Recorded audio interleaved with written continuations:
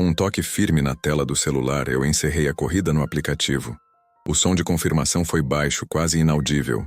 Mas, para mim, ecoou como um trovão dentro do carro. A linha azul que traçava o destino dela no mapa desapareceu. E junto com ela, desapareceram os protocolos, as regras da plataforma, a minha obrigação de ser apenas um prestador de serviço. Naquele instante, enquanto eu ouvia o choro abafado vindo do banco de trás, a mulher encolhida na escuridão deixou de ser uma passageira anônima, um nome em uma tela. E eu, o homem ao volante, deixei de ser o motorista. A relação comercial que nos unia foi dissolvida pelo peso da realidade. O que restou fomos apenas nós dois, duas pessoas no meio da noite, unidas por uma situação de emergência. A minha missão não era mais seguir o GPS. Não era mais levá-la a um endereço qualquer em troca de uma tarifa. A minha nova e única missão era garantir que a história dela não terminasse de forma trágica naquela noite. O meu carro não era mais um veículo de aplicativo. Tinha se transformado em um refúgio. E o nosso destino não estava mais em um mapa. Era um conceito, segurança. Eram quase 11 horas da noite desta sexta-feira, 18 de julho. Aquele momento mágico em que a cidade grande começa a suspirar, a relaxar o ritmo frenético. Eu estava rodando pelo meu próprio bairro, a Tijuca. Existe um conforto especial em trabalhar perto de casa. Cada rua, cada esquina, cada padaria aberta tem uma história, uma familiaridade que te abraça. É diferente da impessoalidade dos grandes centros turísticos. Ali, eu me sentia em meu território, protegido pela geografia da minha própria vida. A noite tinha sido boa, sem incidentes. Uma sequência de corridas tranquilas, passageiros educados, conversas amenas sobre o fim de semana que se aproximava. Eu estava cansado, claro, mas era um cansaço bom, de dever cumprido. A meta do dia estava quase batida, e minha mente já estava no modo de desaceleração, planejando o que fazer no sábado. Levar meu filho ao parque, talvez um cinema com a esposa. Eu estava em paz.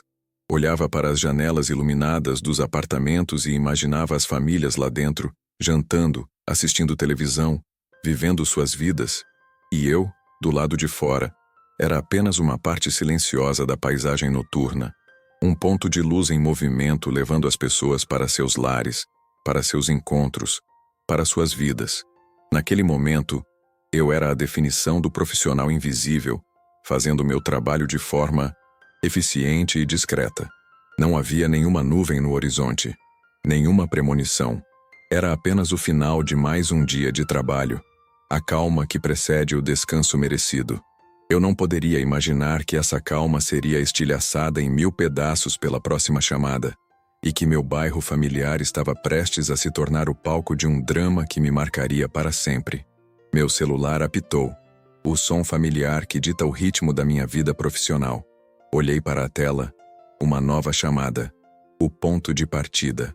Era a apenas 3 quarteirões de onde eu estava, na Rua Uruguai. O destino, um pouco mais longe, mas ainda dentro do bairro. Perfeito, pensei. Uma corrida rápida, pego essa e vou para casa. Era a chamada ideal para encerrar a noite. Sem grandes deslocamentos, sem entrar em áreas que eu não conhecia bem. Aceitei com um toque automático na tela. Um gesto que meus dedos já fazem sem que eu precise pensar. O aplicativo traçou a rota. A voz do GPS confirmou a direção. Tudo dentro do script. Tudo dentro da normalidade. Enquanto eu dirigia os poucos metros até o ponto de partida, minha mente já estava no futuro próximo. No banho quente que eu tomaria, no silêncio da minha casa, no sabor do jantar que minha esposa certamente teria guardado para mim. Eu estava operando no piloto automático como fazemos em qualquer profissão depois de anos de prática. A familiaridade do trajeto me dava uma segurança extra. Eu não estava em alerta. Não havia por que estar. Era apenas mais um nome, mais um trajeto, mais uma tarifa, uma transação simples e impessoal. Eu era um profissional executando uma tarefa. O passageiro, um cliente precisando de um serviço. Era essa a natureza da nossa relação. Uma relação mediada por um aplicativo, definida por um começo e um fim claros. Ou pelo menos era isso que deveria ser. Ao virar a esquina e me aproximar do número indicado, eu não sabia que estava indo ao encontro não de um cliente, mas de um pedido de socorro disfarçado de corrida. Com certeza. Continuamos o roteiro a partir do ponto de tensão, mantendo a profundidade e o detalhamento de 3.000 caracteres para cada tópico. Tópico 4. Desenvolvimento. A entrada desesperada. Cena do carro parado na rua indicada. A porta de trás é aberta de repente e com força. A câmera de dentro do carro mostra a figura de uma mulher entrando apressadamente. A luz interna pisca, revelando um rosto em pânico. Narração. Parei em frente ao número que o aplicativo indicava. Um prédio residencial comum, com uma portaria simples. Eu esperava um passageiro saindo tranquilamente, talvez com uma mala, como acontece em 99% das vezes. Mas a normalidade daquela noite acabou ali. Antes que eu pudesse sequer enviar a mensagem padrão de cheguei, a porta de trás do meu carro, do lado da calçada, foi aberta com uma violência que me fez pular no banco. Não foi o gesto de um passageiro, foi o de um fugitivo. Uma moça jovem, talvez na casa dos seus 20 e poucos anos, se jogou para dentro do carro. Ela não entrou. Ela mergulhou no banco de trás, trazendo consigo uma lufada de ar frio da noite e um cheiro de medo. Ela bateu a porta com uma força que fez o carro inteiro tremer. O som do seu choro era a primeira coisa que se ouvia. Um choro alto, desesperado, de quem perdeu completamente o controle. Era um som animal, gutural. A luz interna do carro acendeu por um breve instante, e nesse flash de segundos, a imagem que vi ficou gravada em mim. Ela estava descalça. O cabelo estava desgrenhado. O rosto, inchado e vermelho. A maquiagem preta dos olhos escorrendo em rios pela sua bochecha. E no seu braço, que ela usou para se apoiar e fechar a porta, eu vi marcas. Marcas vermelhas, vívidas, no formato exato de dedos que a apertaram com uma força brutal. Naquele momento, todas as minhas teorias sobre uma noite tranquila se evaporaram. Eu não estava mais em um ambiente de trabalho. Eu estava na cena de um crime, ou no prelúdio de uma tragédia. Anda, moço. Por favor, só acelera. Sai daqui. Por favor. Ela implorou entre os soluços, a voz embargada pelo pânico. Eu não fiz perguntas. Acelerei. A prioridade era sair daquela rua. Enquanto eu dirigia, a atmosfera dentro do carro se tornou quase irrespirável, densa, com o medo que emanava dela. Olhei para a tela do aplicativo que mostrava um destino do outro lado da cidade, na Barra da Tijuca. Um endereço que, eu tinha certeza, ela tinha colocado de forma aleatória, apenas para conseguir chamar um carro e fugir. Eu podia ouvi-la fungando, no banco de trás tentando controlar a respiração, o corpo dela encolhido no canto, como um animal ferido tentando se tornar invisível. De vez em quando, eu olhava pelo espelho retrovisor e a via virando a cabeça freneticamente, checando se algum carro estava nos seguindo. Cada farol que se aproximava um pouco mais rápido fazia seu corpo enrijecer. Ela não estava apenas assustada, ela estava aterrorizada, e o terror dela era contagiante. Minhas mãos suavam no volante. Eu me peguei olhando para os meus próprios retrovisores, procurando por algum sinal de perigo, me tornando um cúmplice da sua paranoia, que eu sabia que não era paranoia, era real. O silêncio entre nós era quebrado apenas pelo som do motor e pelos seus soluços ocasionais. Eu era um profissional treinado para ser discreto, para não me meter na vida dos passageiros. Mas ali, naquela situação, a neutralidade profissional parecia uma forma de crueldade. O medo dela era tão palpável que eu sentia que ele tinha se tornado meu passageiro também. Depois de uns 10 minutos dirigindo, quando já estávamos em uma via mais rápida e eu tinha certeza de que ninguém estava nos seguindo, eu senti que precisava quebrar aquele silêncio torturante. Eu precisava saber o que estava acontecendo, não por curiosidade, mas para saber como ajudar. Eu não podia simplesmente continuar dirigindo em direção a um destino falso, ignorando o sofrimento evidente no meu banco de trás. Com o máximo de cuidado para não assustá-la, diminuí um pouco a velocidade, ajustei o espelho retrovisor para que nossos olhos pudessem se encontrar e perguntei com a voz mais calma e gentil que consegui encontrar dentro de mim. Moça, me desculpe a intromissão. Meu nome é Carlos. A senhora está bem? Precisa de alguma ajuda? A senhora está segura agora. No início, ela não respondeu. Apenas continuou a chorar, talvez surpresa pela minha quebra de protocolo. Eu esperei.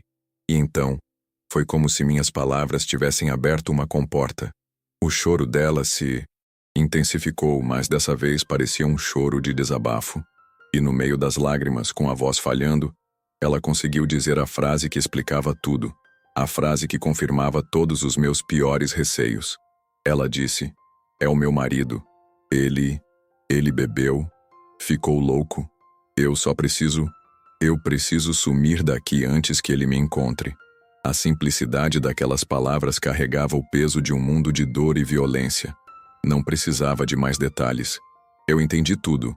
Violência doméstica. Perigo. Iminente. Ela não estava apenas fugindo de uma briga. Ela estava fugindo para salvar a própria vida. As palavras dela ecoaram dentro do carro, carregadas de uma urgência que nenhuma rota de GPS poderia compreender. Naquele momento, o aplicativo no meu painel se tornou completamente absurdo. A linha azul brilhante, que me guiava por um caminho de asfalto em direção a um destino sem sentido, parecia uma piada de mau gosto. Ela representava o protocolo, a lógica fria do meu trabalho. Pegar um cliente, seguir a linha, deixar o cliente, receber o pagamento. Um processo mecanizado. Mas no banco de trás do meu carro não havia um processo. Havia uma pessoa aterrorizada, ferida, fugindo de um perigo real e imediato. E eu percebi, com uma clareza que cortava a alma, que seguir aquela linha azul seria a pior coisa que eu poderia fazer. Seria o mesmo que ser conivente. Seria o mesmo que dizer: a minha responsabilidade acaba aqui, na porta do seu destino. Mas a minha responsabilidade como ser humano estava apenas começando. Eu pensei nos riscos. E se o marido dela aparecesse? E se eu me envolvesse em uma confusão? E se eu estivesse quebrando alguma regra grave do aplicativo? Todos esses pensamentos racionais passaram pela minha mente, mas eles pareciam pequenos, insignificantes, diante da imagem daquela moça encolhida no meu retrovisor. Eu não seria o cara que a abandonaria à própria sorte. Eu não seria o cara que, mais tarde, leria uma notícia trágica no jornal e pensaria com arrependimento: eu poderia ter feito algo. Naquele instante, uma decisão se formou dentro de mim, firme e inabalável. O protocolo podia esperar. O dinheiro da corrida não importava. A única coisa que importava era a segurança daquela vida que o destino, por alguma razão, tinha colocado dentro do meu carro. E aqui eu pauso a história para te fazer uma pergunta. A regra do meu trabalho era clara. A rota estava na minha frente. Mas a situação exigia algo mais. Existe um manual para isso? Existe um protocolo para a empatia? O que a gente faz quando o nosso trabalho nos coloca em uma encruzilhada moral como essa? Antes de eu te contar o que eu fiz em seguida, eu quero saber a sua opinião sincera. Coloque-se no meu volante por um segundo. Você seguiria a rota e as regras para não se complicar? Ou quebraria o protocolo para ajudar alguém em perigo? Me diga nos comentários qual caminho você escolheria, porque a minha escolha definiu o resto daquela noite. Com a decisão tomada, minha mão se moveu com um propósito que eu não sentia há muito tempo. Estendi o braço até o painel, toquei na tela do celular e deslizei o dedo sobre o botão vermelho. Cancelar corrida. O aplicativo perguntou se eu tinha certeza. Eu nunca tive tanta certeza de algo na minha vida. Confirmei. O som do cancelamento preencheu o carro por um instante. Um som digital que simbolizava a minha rebelião contra a indiferença do sistema. A rota azul desapareceu. A corrida, oficialmente, não existia mais. Eu não estava mais trabalhando. Então ajustei o espelho retrovisor para encontrar os olhos dela. Ela me olhava com uma expressão confusa, talvez até com mais medo, sem entender o que eu estava fazendo. Com a voz mais segura e calma que eu consegui projetar, eu disse as palavras que vieram do meu coração. Fica tranquila, essa corrida é por minha conta. Eu não vou te levar para esse endereço que você colocou. Esquece isso. Eu vou te levar para um lugar seguro de verdade. Eu vi a confusão no rosto dela se transformar em surpresa. Os lábios dela tremeram, mas ela não conseguiu formular uma palavra. Pela primeira vez desde que entrou no carro, O choro dela parou. Ela apenas ficou me olhando em silêncio. E eu vi, no fundo dos olhos dela, uma minúscula e frágil fagulha de esperança se acender. E para mim, aquilo foi o único pagamento que eu precisava. Minha mente começou a trabalhar rápido, buscando uma solução. Para onde eu a levaria? Uma delegacia? Ela parecia apavorada. Demais, talvez não quisesse um confronto oficial naquele momento. Um hospital? As marcas não pareciam precisar de atendimento de emergência. E o que ela mais precisava era de segurança, não de uma sala de espera. Um hotel? Eu não podia simplesmente deixá-la sozinha em um quarto de hotel, vulnerável. Eu precisava de um lugar que fosse mais do que 4 paredes e um teto.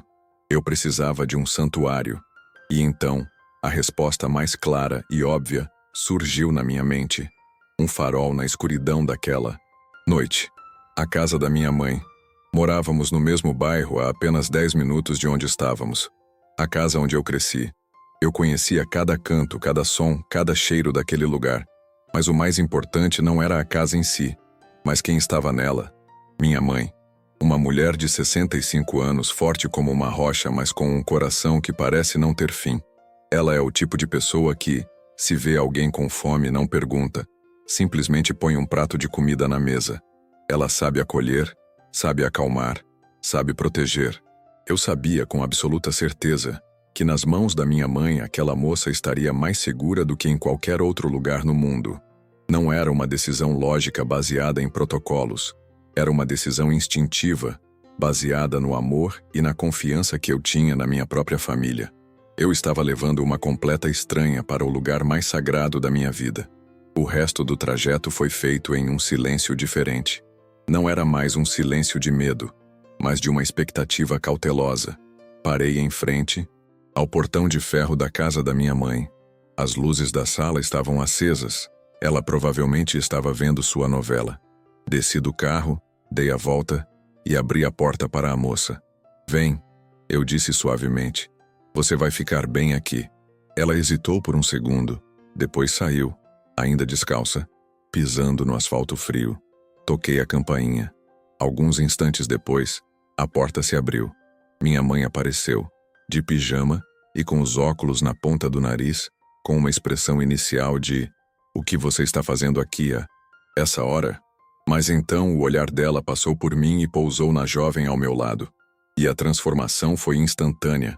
A confusão em seu rosto deu lugar a uma profunda e imediata preocupação. Ela viu o cabelo desgrenhado, os olhos inchados, as marcas no braço. Eu não precisei dizer uma palavra sobre o que tinha acontecido. Minha mãe, com a sabedoria que só anos de vida e de maternidade podem dar, entendeu tudo. Ela não fez perguntas. Não olhou para mim em busca de explicações. Seu foco era total na menina assustada à sua frente. Minha mãe simplesmente abriu os braços, um gesto universal de acolhimento, e disse com a voz mais doce e firme do mundo: "Vem, minha filha, pode entrar. Você está segura agora." E foi nesse momento, envolvida pelo abraço da minha mãe, uma completa estranha, que eu vi a passageira desmoronar de vez. Mas dessa vez, era um choro diferente. Era o choro exausto de quem finalmente encontra um porto seguro depois de uma tempestade violenta. Era o choro do alívio. Eu não entrei. Fiquei ali do lado de fora, no sereno da noite, apenas observando pela janela por um instante. Vi minha mãe colocar uma manta sobre os ombros da moça e lhe entregar uma xícara de chá quente. Vi as duas conversando, suas vozes apenas um sussurro inaudível para mim. Naquele momento, eu senti que meu papel ali tinha terminado. A emergência tinha passado para as mãos mais competentes que eu conhecia. Voltei para o meu carro, sentei no banco do motorista e, no silêncio, o peso do que tinha acontecido começou a assentar de verdade na minha alma. Um arrepio percorreu meu corpo. Eu entendi que o universo, o destino, ou seja lá qual for o nome que se dê, me colocou naquela rua, naquela exata hora, com aquele exato chamado, por um motivo. Eu não era só um motorista que por acaso pegou uma passageira em apuros. A minha profissão, que muitas vezes parece tão banal e repetitiva, me deu uma oportunidade única, a oportunidade de ser a primeira porta de saída para alguém em desespero. O meu carro, Aquele espaço de 1,5 m quadrado que eu chamo de escritório, que eu limpo todo dia, que às vezes me dá tanta dor de cabeça, naquela noite se transformou em algo mais. Ele foi um veículo de fuga, uma cápsula de segurança, um santuário temporário que a levou da beira do abismo para um porto seguro. E eu, que tantas vezes me senti apenas uma peça na engrenagem de um grande aplicativo, um anônimo atrás do volante, percebi que tinha o poder de fazer a diferença. O meu trabalho não era apenas sobre transporte, era sobre transição, levar pessoas de um estado de espírito a outro. E naquela noite, eu a transportei do terror para o alívio. E essa percepção mudou para sempre o modo como eu enxergo o que eu faço. Ela acabou ficando na casa da minha mãe por 2 dias. Na manhã seguinte, minha mãe, com sua calma e sua rede de contatos de uma vida inteira, a ajudou a tomar as providências. Primeiro, ligaram para o Disque 180. Depois, fomos com ela até uma delegacia da mulher. Ela foi ouvida, acolhida e conseguiu uma medida protetiva de urgência. Com a ajuda de uma assistente social, ela foi encaminhada para um abrigo onde pôde se reorganizar em segurança. Eu nunca mais a vi pessoalmente depois daquela noite, mas o impacto daquele encontro nunca me deixou. A vida dela, eu soube depois, tomou um novo rumo. Ela se mudou para outra cidade, para perto de parentes, arrumou um novo emprego e estava recomeçando, longe do ciclo de violência em que vivia. Cerca de 6 meses. Depois recebi uma mensagem no meu WhatsApp de um número desconhecido. Era ela. A mensagem era longa, mas uma frase em particular ficou gravada em mim. Carlos, eu nunca vou ter palavras para agradecer o que você e sua mãe fizeram. Você não cancelou uma corrida naquela noite, você me deu a chance de não cancelar a minha própria vida. Ler aquilo foi um dos momentos mais emocionantes que já vivi. E para mim, a mudança foi interna. Hoje, eu olho para cada pessoa que entra no meu carro de uma maneira diferente. Eu não vejo apenas um passageiro. Vejo um universo inteiro de histórias, de lutas, de dores e de alegrias. Aprendi que um gesto de empatia, por menor que pareça, pode ser a única coisa que uma pessoa precisa para não desistir. Aquela foi, sem dúvida, a corrida mais importante da minha vida. E a tarifa que recebi não foi em dinheiro, foi em humanidade. Às vezes, a vida nos coloca em situações que testam quem nós somos. O protocolo dizia para eu seguir a rota. O aplicativo me via como um ponto em um mapa, mas a realidade era uma mulher chorando no meu banco de trás. E eu escolhi ouvir a realidade. A história daquela noite me ensinou para sempre a importância de olhar para o lado, de verdadeiramente enxergar as pessoas ao nosso redor e de entender que às vezes a coisa certa a se fazer é quebrar as regras por um bem maior. E você, já teve a chance de ser o ponto de virada na vida de alguém? Já presenciou uma situação em que a sua atitude fez toda a diferença? Eu adoraria ler a sua história, a sua opinião. Por favor, deixe seu comentário aqui embaixo. Vamos conversar sobre o poder da empatia. E se você acredita que mais histórias como essa, que nos lembram da nossa humanidade, merecem ser contadas, eu peço a sua ajuda para que o nosso canal cresça. Deixe o seu like se esta história te tocou. Se inscreva no canal e ative o sininho para não perder nenhuma das próximas corridas da vida. Obrigado por dedicarem seu tempo a me ouvir. E mais importante, cuidem-se e cuidem uns dos outros.